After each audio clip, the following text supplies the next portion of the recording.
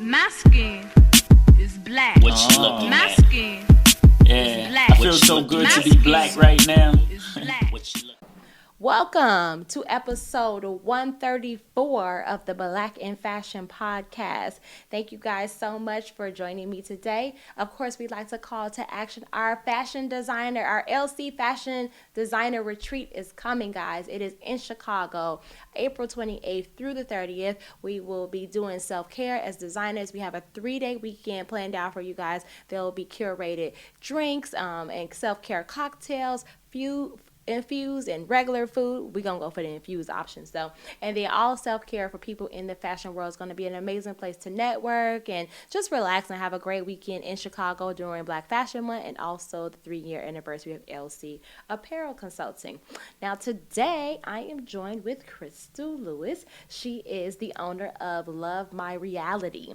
So Love My Reality was created by two cousins, Crystal and Charisse, from South Louisiana. The clothing line was morphed from a t-shirt apparel company established in 2012 to a full-fledged women's fashion line delivering the trendiest collections from each season. LMR's collection has modern, fun, edgy pieces with a feminine flair, bold prints, soft fabrics, and exquisite textures. LMR offers pieces for the fashionista who aspires to be a trendsetter, a minimalist who accessorizes staple pieces, and the women on the go who enjoys effortless shopping. Well, isn't that the intro, Crystal? Yes, it is. Right? Hi. Hey, thank you so much for joining me today. Oh, thank you for having me. Now, where's I'm Charisse at? excited to be here. Am I saying that right? It's Well, Charisse or is it Charisse? yes, it's Sharice. It was my cousin. She's no longer with the company now. She wanted to transition and do some other things. So we co-founded together, and she Okay. decided to, go off and do some different things. And do it. And so now it's all yours. Hey, now. All me. Yeah, you better come through. All right, so tell us a little bit about I mean, we know you're from Louisiana, but I want to know when the fashion bug bit you. I don't want to sound. So I've always been like, I've always liked to, look cute. Even like in high school, I think around about the 10th grade is when I really started to, feel like I wanted to dress a little girly, put lip gloss on, get my hair done, put me some accessories on. And so like I kind of, just fell into it. I'm like, okay, I like when I dress myself up. I feel good when I do this. And so I never really thought that I would ever end up in the fashion industry. When I graduated from high school, I went straight into the military. From the military, I deployed. I went to nursing school. So I always thought I was going to be on that healthcare track. And I actually went to, I don't want to sound, well, I guess it is what it is. I went to a church service and this lady, she came to me and she was like, you're going to do something in the fashion industry. And I'm like, me? Of course I like looking cute, but I never thought that was anything that, I would be doing full time as an entrepreneur. I just kind of had that. I grew up where it was just like, okay, I'm gonna graduate from high school. I'm gonna go to school. I'm gonna get me a good job. I'm gonna do that for, 30 years. I'm gonna retire, and then that's it. I never really had the desire to really do entrepreneurship.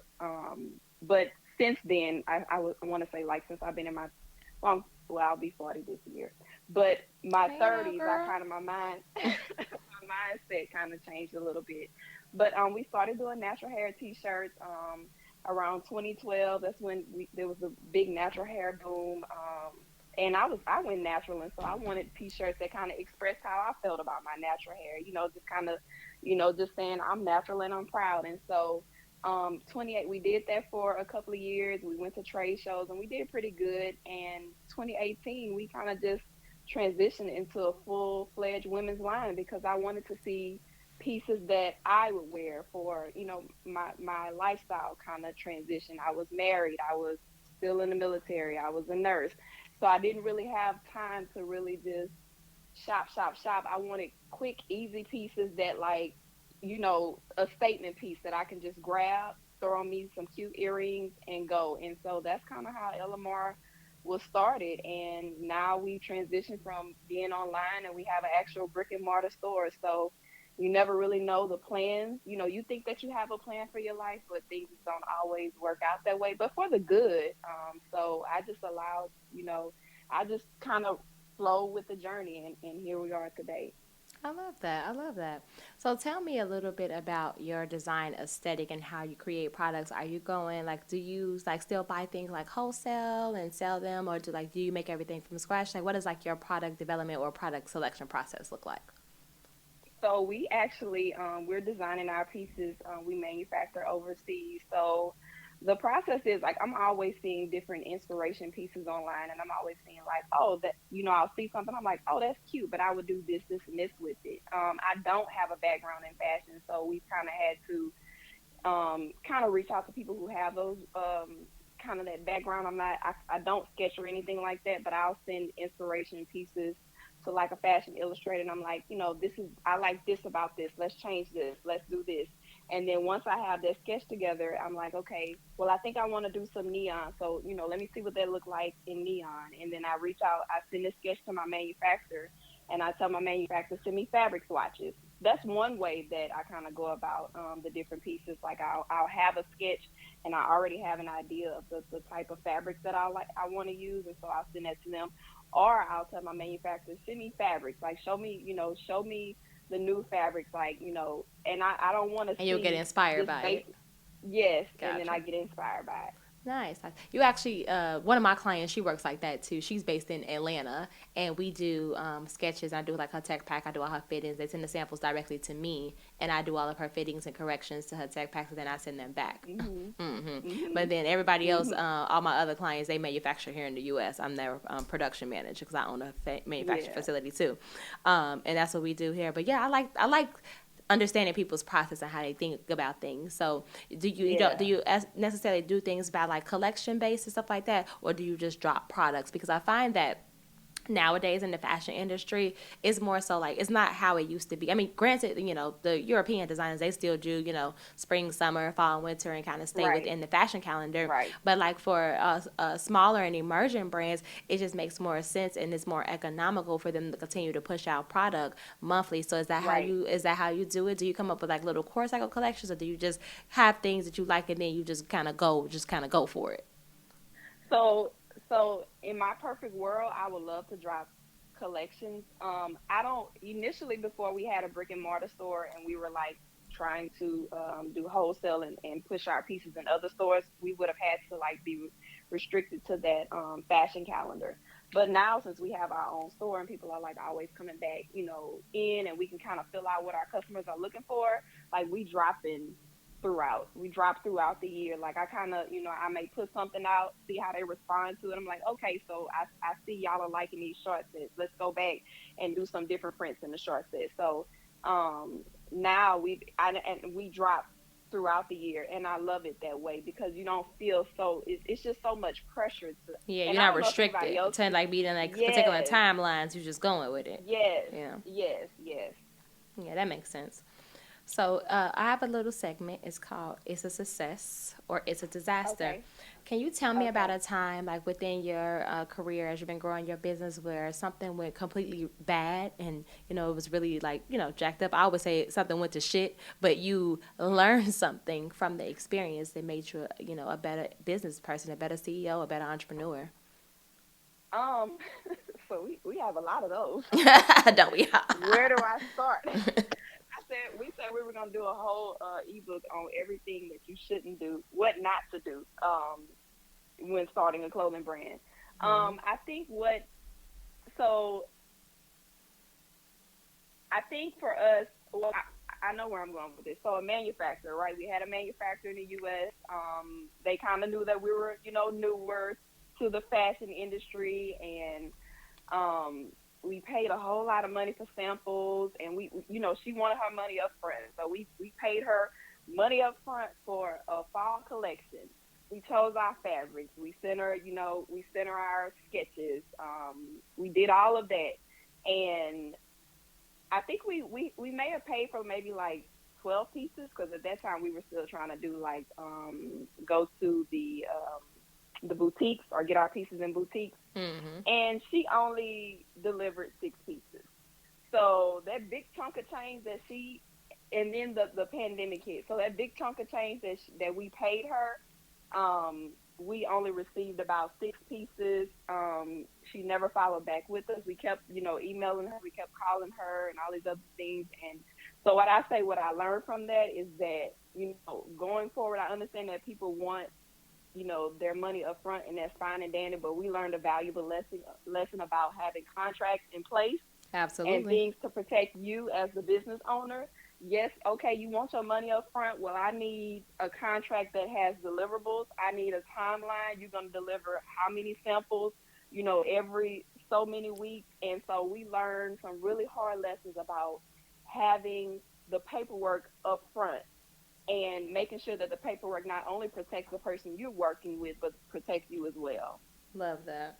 Yeah, that's crazy because a lot of my interviews when I ask that question, they like contracts.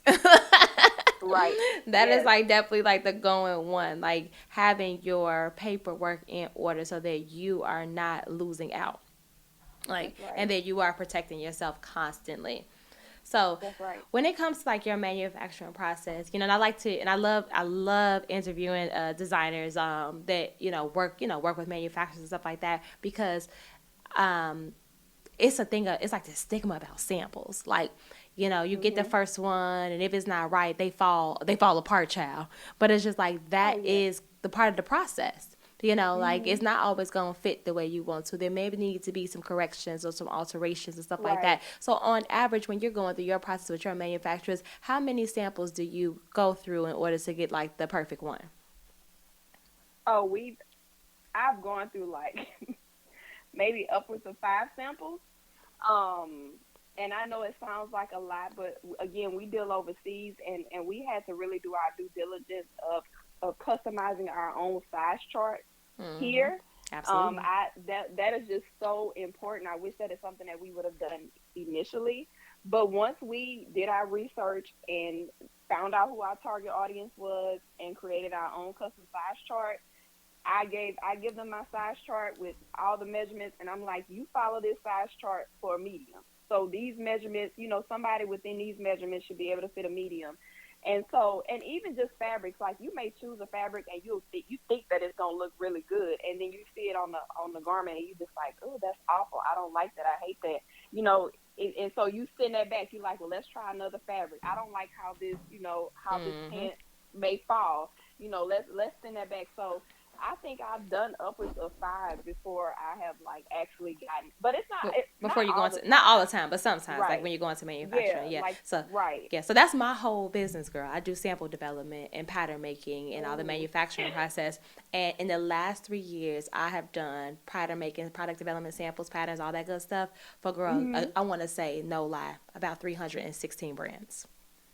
Oh Yeah, wow. so I've done See, a I lot. need I need to connect with you. Absolutely. Yeah, I followed you from my manufacturing page too. It's called LC Apparel Okay. Consulting.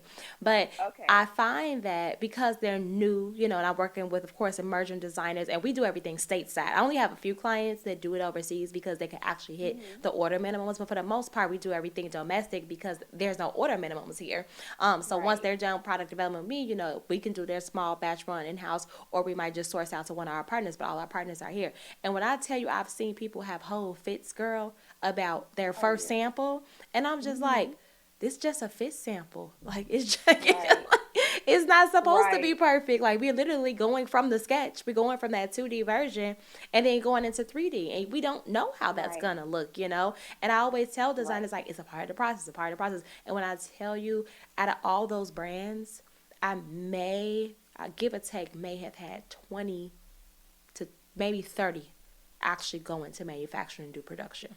And Oh it's because they wow. get discouraged along the way because something didn't go right. And then they get mad when they have to make an update or change something. Well, if I make a sample and you change the fabric, then I have to make a whole nother sample. And yes, you have to pay That's for right. that.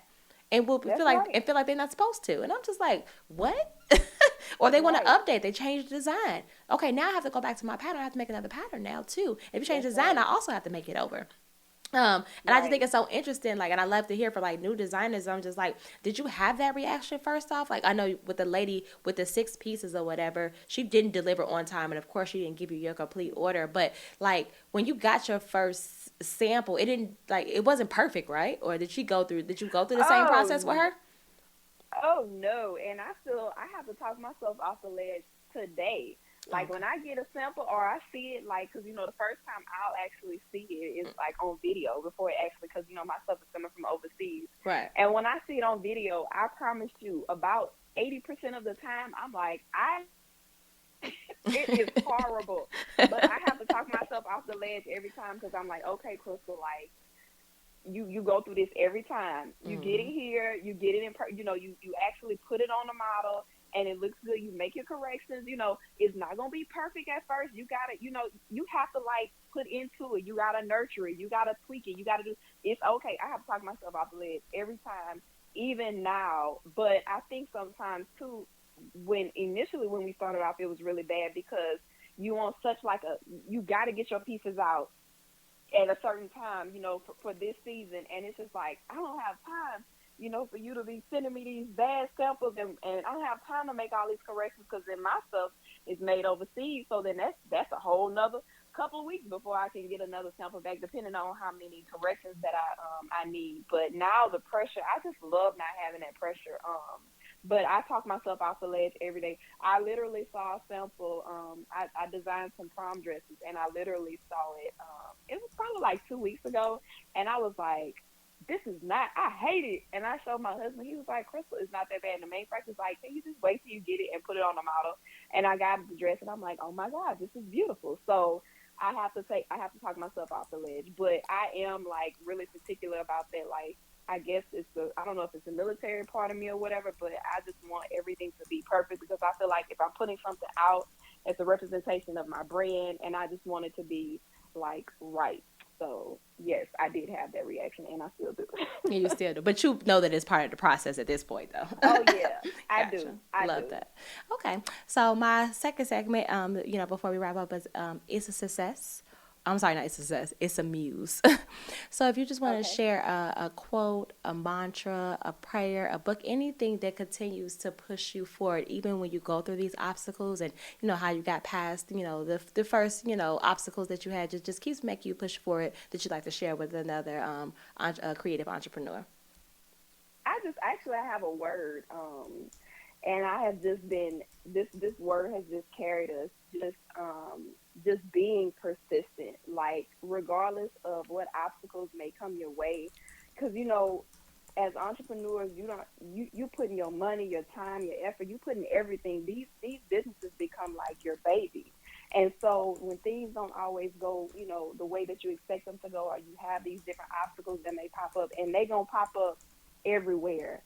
Just stay, just continue to just push forward. And that's just kind of where I am. Like, I'm just like, okay, I'm just gonna keep on pushing because that you're pushing to get to somewhere, and you're gonna get to that place. You just gotta go through these, you gotta go through these obstacles. So that has been my word for the year, because every other week I feel like I want to quit, and my husband's like, we just have to push forward. And so that's just where I am. Just keep pushing, like just keep, don't give up. If it's something that is placed inside of you and you believe that this is what you're supposed to be doing, I feel like a lot of businesses don't make it because people don't persevere. I think that's the word that I wanted, not persistent. I don't even know if persistent is the word. Persevere. They don't persevere. Like, just continue to just push forward. So that's been my word. Love that, love that. And how do people find you and follow you? And do you have any special events or collections or anything coming up that you'd like to share? Yes, we're actually dropping. We're gonna do. We have a prom collection dropping, so we should be shooting content for that within the next week or so. So we'll have all that rolled out. We're working on our summer pieces. You can find us on Instagram at Love My Reality, Instagram, Facebook, Twitter. We're local. If anybody's in the Louisiana area, we're in Baton Rouge in the shopping center called Perkins Road. You can come shop with us there. And that's it. Follow us on social media. Check us out online, www.lovemyreality.com. Love that. Thank you so much for joining us today. And as I always say, stay black, peace out. And of course, I will put all of Crystal's information in the show notes so you guys can check out her prom collection and their brand, and make sure you visit the site. And of course, visit the store when you're down there. I'm going to be in Baton Rouge in May for my sister's graduation, so I'm going to check you guys out. Oh, did she graduate from Southern? Or She is just she got her graduating from? master's from some girl. I don't even know. She's got her master's in education from somewhere. I should know that Okay. type of stuff, but I don't even know. Okay, well, look me up. I would love to meet you in person. Lots. And then definitely connect with me. I do a lot of production management, and I'm the one who Okay. typically, like, for my clients that kind of work in the same realm as you, they do, Okay. send me over their sketches and stuff like that. But I'm the one who, like, does, like, all the measurements and all of the points of measure and the tech packs for them to go overseas. And then the Oh. samples come directly to me, and I do the fitting and the Okay. corrections and send them back so that you don't have to go through 5 samples. I can Awesome. identify the problems right away. So I have clients that do it like that, and then they just do it based off of their monthly budget. So there's not like a standard rate. It's based off of your budget for the month, and it Okay. just tells you how, I'm working 5 hours a week, or I'm going to work 10 hours a week. But I do a lot of Okay. production management. Does it eliminate some of that back and forth between the factories?